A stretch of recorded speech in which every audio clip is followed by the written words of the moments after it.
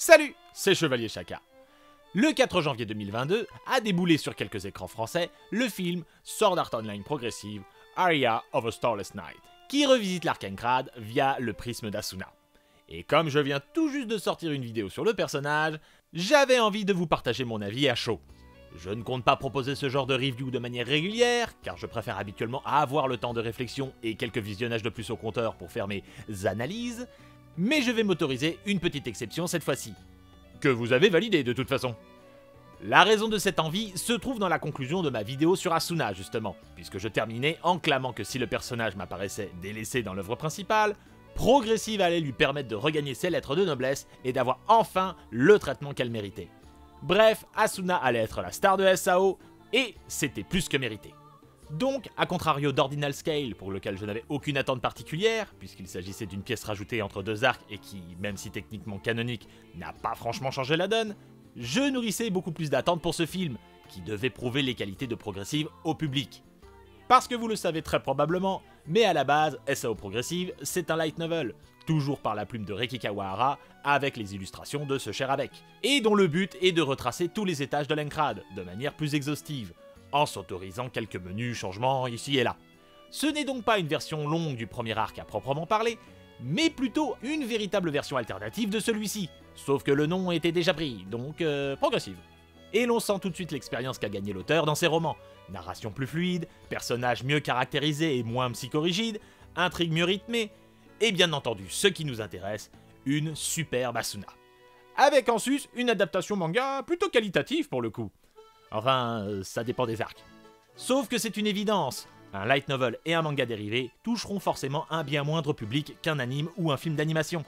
Du coup, même si les qualités de Progressive ne sont pas accréditées au long métrage, c'est lui qui va toucher le plus de monde. Il fallait donc que le film soit bon. Et je ne vais pas faire durer le suspense, répondons directement aux questions principales. Est-ce que le film est bon? Il est... sympa. Est-ce qu'il réhabilite Asuna comme je le souhaitais? Plus ou moins. Maintenant, rentrons dans les détails. Donc ceux qui n'aiment pas les spoils, la vidéo s'arrête ici pour vous. C'est gentil d'être passé néanmoins. Pour les autres, c'est parti. Puisqu'Asuna est considérée comme la star du film, nous allons aborder les principaux aspects du métrage à travers ses yeux noisettes. Le premier point s'avère donc, logiquement, la présence d'un personnage original créé pour l'occasion, Misumi Tozawa, dit Mito dans l'Encrad. Présentée comme la meilleure amie d'Asuna dans le monde réel, douée dans les études et les jeux vidéo, et qui va convaincre la future Éclair Fulgurant à poser le Nerve Gear sur sa tête. Et personnellement, je n'ai pas du tout aimé ce personnage. Pas pour ce qu'elle est au demeurant, vu qu'elle possède une construction classique, mais pas désagréable, et que son chara-design reste assez attrayant. C'est plutôt pour ce qu'elle retire à Asuna en échange de ce qu'elle lui offre qui me dérange. Autant dire que l'échange équivalent n'est pas respecté. Car à quoi sert Mito concrètement dans ce film? À quoi fait Asuna de sa tresse emblématique? À lui donner envie de tester SAO? À lui apprendre les rouages d'un vieil MMO jusqu'aux Hidden Skills? Et à lui offrir son fameux Win Fleuret. Mais quelle est la conséquence de tout cela? C'est qu'elle dépossède Asuna de tout ce qui faisait sa force de caractère dans Progressive à l'origine. La tresse est surtout symbolique, donc je n'en tiendrai pas rigueur outre mesure, je dirais même que cet ajout était plutôt une bonne idée, mais tout le reste servait à démontrer le talent inné et la force d'Asuna. Si elle s'est connectée à SAO, c'est sans raison rationnelle, elle ne sait pas ce qui l'a poussé à enfiler le casque de son frère. Pour échapper à la pression familiale? Aux études devenues trop pesantes? Les interprétations sont possibles. Ici, non. Elle s'est connectée pour rejoindre Mito. Les skills qu'elle a apprises, elle les a apprises seule, en affrontant ce monde hostile, et pour choisir sa mort, faute de choisir sa vie. Elle est une autodidacte du jeu, un pur talent. Ici, non. C'est Mito qui lui a tout appris. Son Win Fleuret qu'elle chérit tant dans les premiers étages, elle l'a obtenu en récompense d'une quête qu'elle a accomplie elle-même. Ici, non. C'est Mito qui lui a offert. Vous voyez où je veux en venir? Tout ce qu'apporte Misumi à Asuna, c'est une béquille, comme si cette dernière n'était pas capable d'être un tant soit peu autonome, alors que c'était tout l'enjeu de Progressive de démontrer le contraire. Ce qu'elle lui offre en retour, ce sont quelques moments un peu complices et une pseudo-trahison qui lui feront avoir ses pulsions suicidaires.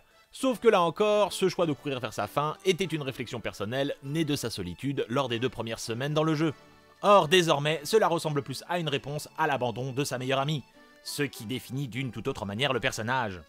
Et ce que raconte Mito, elle, apparaît tout aussi faible, voire trompeur. On l'a déjà abordé, mais SAO conçoit toujours ses arcs autour d'un binôme, avec un personnage écorné, brisé sur certains aspects. Ici, Misumi est traumatisée parce qu'un jour, ses copines n'ont plus voulu jouer avec elle à la PSP car elle était trop forte. Waouh! Je veux dire, Sugua a découvert que son frère était son cousin, Shino a tué quelqu'un, Yuki est née séropositive. Mais là, ses copines n'ont pas voulu jouer à Monster Hunter avec elle. Ça a pas dû être facile tous les jours. Bon, je taquine, mais avouez que quand même, c'est un peu léger. Puis j'ai vaguement espéré une rivalité du personnage avec Kirito, puisqu'au début du film, celui-ci la coiffe au poteau et se voit déclarer le joueur ayant été le plus loin lors de la bêta. Et le fait qu'Asuna décide de le suivre plutôt qu'elle à la fin du film offrait une perspective intéressante. Sauf qu'elle se quitte en bons termes et donc ça n'aura probablement pas d'impact dans le futur. On pourrait penser que j'ai la dent dure contre le personnage, mais je vous prie de me croire, ce n'est pas le cas. Misumi est juste l'archétype trop récurrent des personnages de SAO, une base intéressante mais qui ne sera jamais exploitée à son plein potentiel par la suite. C'est une sale manie de la franchise que d'ajouter des nouveaux personnages plutôt que d'exploiter ceux déjà présents. Et si ça n'impactait qu'elle, ce ne serait pas un souci. Sauf que le temps qu'elle prend, elle le retire à Asuna. Et là pour moi, ça ne passe pas. D'ailleurs, la fameuse trahison, qui n'en est pas une du tout, envers son ami amène à un autre dommage collatéral, la première rencontre entre Asuna et Kirito. Ce qui nous amène à notre second point. C'est dans une version à peine déguisée de la nouvelle Le jour où tout a commencé, dans les moindres détails, puisque c'est dans cette histoire que Kirito récupère son Anil Blade, l'équivalent du Wind Fleuret, qu'Asuna, sur le point de se faire dévorer, va se faire sauver par notre cher Bitter. Et si dans un sens, j'ai trouvé la séquence en tant que telle réussie, car elle décrit exactement Kazuto comme il devrait l'être, soit un adolescent rachitique de 14 ans qui essaie de paraître cool mais qui n'est finalement qu'un nerd, je n'aime pas tellement ce que ça symbolise. On a l'impression d'assister à une passation de relais, puisqu'au moment où Mito abandonne Asuna, Kirito devient son chevalier blanc, renforçant cette sensation qu'il faut toujours lui tenir la main. Et c'est d'autant plus dommage, puisqu'à partir de là, le film se raccroche enfin au matériel original, et que franchement, c'est plutôt bon. On a enfin le droit à la Asuna que j'attendais, et ses interactions avec Kirito fonctionnent très bien. Même si... Bon, à ce stade, tout le monde doit penser que j'ai détesté le film, mais je vous assure que non. Mon problème, c'est que beaucoup de ces interactions sont tronquées par la première partie du film avec Mito, qui est créée pour l'occasion, je le rappelle. 3 brefs exemples. Lorsque Kirito fait découvrir à Asuna le pot de crème pour accompagner le pain, ça n'a pas exactement la même portée. Dans le light novel, c'est le premier repas d'Asuna dans le jeu, puisqu'on ne peut pas mourir de faim, et c'est très représentatif de son état d'esprit à ce moment. Elle n'a aucune considération pour les petits plaisirs, puisqu'elle cherche juste à aller vers sa mort, et donc elle se contente de manger la première ration disponible sans se poser de questions. Ainsi, lorsque Kirito lui propose cet accompagnement, c'est le début de cette idée qu'il y a des bons côtés dans ce monde, et que tout n'est pas négatif. Mais dans le film, elle a déjà fait quelques festins avec Mito, donc même si la séquence reste amusante, elle devient assez anecdotique. Autre point dérangeant, Asuna qui ne sait pas où se situent les barres de vie des membres de son groupe. Dans le livre, c'est en somme toute logique, puisque c'est la première fois qu'elle accepte une invitation lorsqu'elle fait équipe avec Kirito. Dans le film, difficile d'imaginer que Mito lui ait parlé des skills cachés d'épée, mais pas qu'elle pouvait surveiller la vie de sa partenaire en jetant un coup d'œil sur la gauche.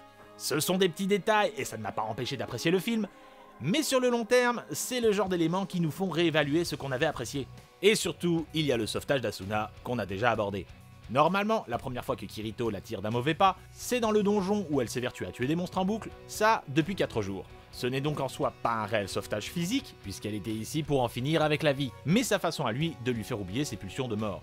Les deux personnages étaient donc sur un pied d'égalité, puisqu'en plus, la façon dont il l'a extraite du donjon était tout sauf romanesque. Sauf que dans le film, Kirito l'avait déjà sauvé de manière flamboyante en déployant tous ses skills d'épée, réduisant encore Asuna au statut de demoiselle en détresse. Tout ça me fait questionner l'intention du métrage, car la différence fondamentale entre celui-ci et le light novel, c'est la place d'Asuna justement. L'adaptation manga avait déjà ce parti pris, mais en réalité, dans les écrits de Kawahara, Asuna n'est pas l'unique personnage principal de Progressive, et partage la vedette de manière pratiquement égale avec Kirito. Nous sommes plus dans cette idée de binôme complémentaire, plutôt que l'un qui prendrait le pas sur l'autre. Oui, l'éclair fulgurant y est plus marquante que l'épéiste noire, car on y apprend forcément plus de choses, vu que Kazuto a déjà toute la série principale pour être développée. Mais en vérité, les deux sont tout aussi importants. Or, Aria of a Starless Night a décidé de faire d'Asuna le focus de son récit. Et si c'est très louable, tous les choix faits que j'ai énumérés précédemment ne la font finalement pas briller comme elle le devrait. Elle est plus intéressante que dans la main série, mais pas aussi forte et talentueuse qu'elle devrait l'être. Et l'on s'est focalisé principalement sur Asuna, mais elle n'est pas la seule à souffrir de ses choix. Tout ce qui arrive normalement à Kirito, à propos du joueur anonyme voulant lui racheter son épée, passe à la trappe. Conséquence directe, Argo n'a aucun rôle et s'avère réduite à un misérable caméo. Quant à Kibao, il jouera la même partition que dans la série. Alors j'imagine bien que la plupart des spectateurs ne va pas couler de larmes pour Tête de Pico, Néanmoins, il s'agit d'un personnage récurrent de Progressive, et le fondateur de l'armée de libération d'Alenkrad. Dommage donc de le mettre à ce point de côté. Pour Argo, c'est doublement plus regrettable, puisqu'elle est peut-être celle qui profite le plus, après Asuna, de Progressive, où elle y joue un rôle prépondérant. Peut-être qu'elle n'avait pas un potentiel assez waifu pour la production, mais je pense que beaucoup de fans espéraient sa présence de manière plus conséquente qu'une misérable apparition à la fin. Moi le premier. C'est là tout le problème.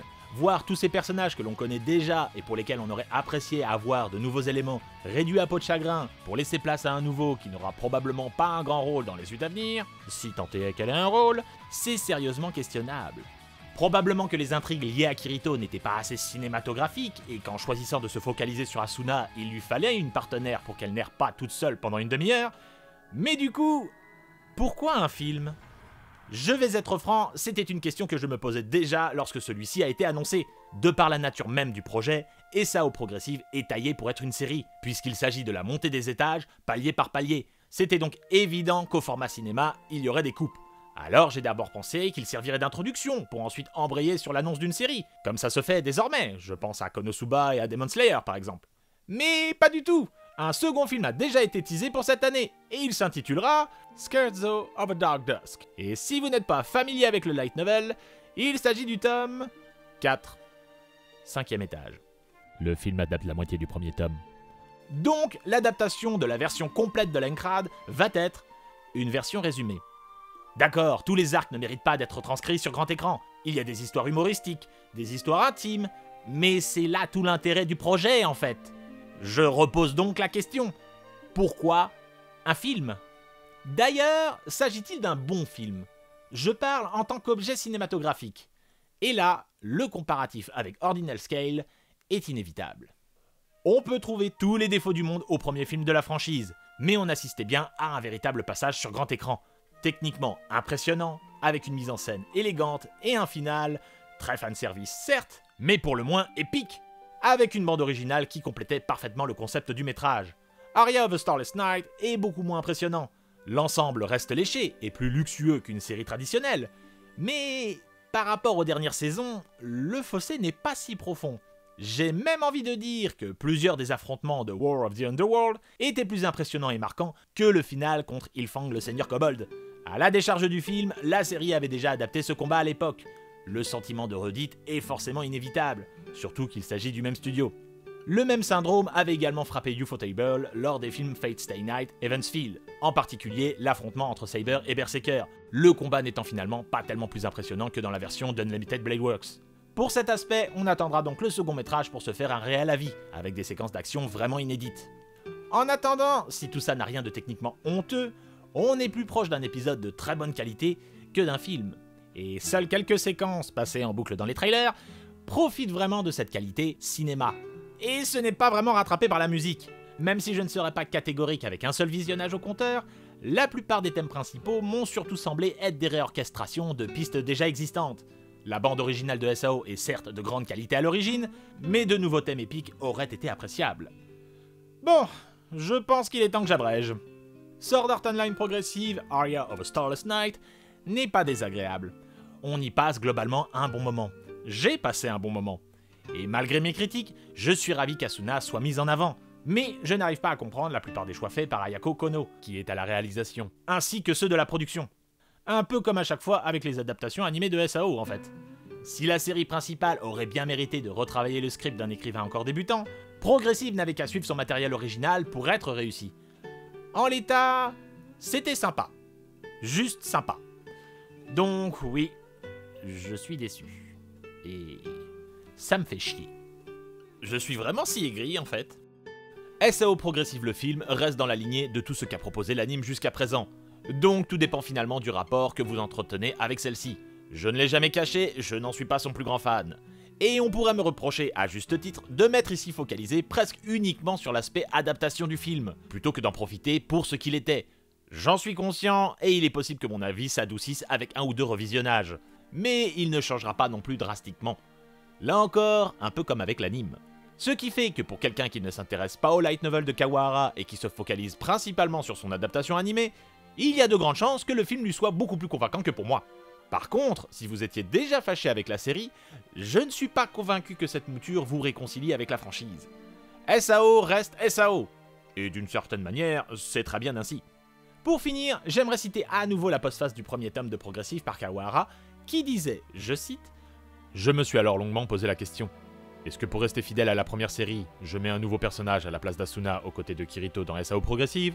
Ou bien, je passe outre et je fais entrer Asuna en scène dès le départ? Au plus profond de moi, c'est elle et nul autre que je voulais voir avec le héros. Je me suis alors dit que c'était certainement ce que souhaitait un grand nombre de mes lecteurs.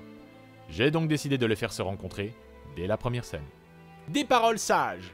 Imaginez maintenant une adaptation qui ferait ça, mais avec Asuna. Ce serait ridicule, non?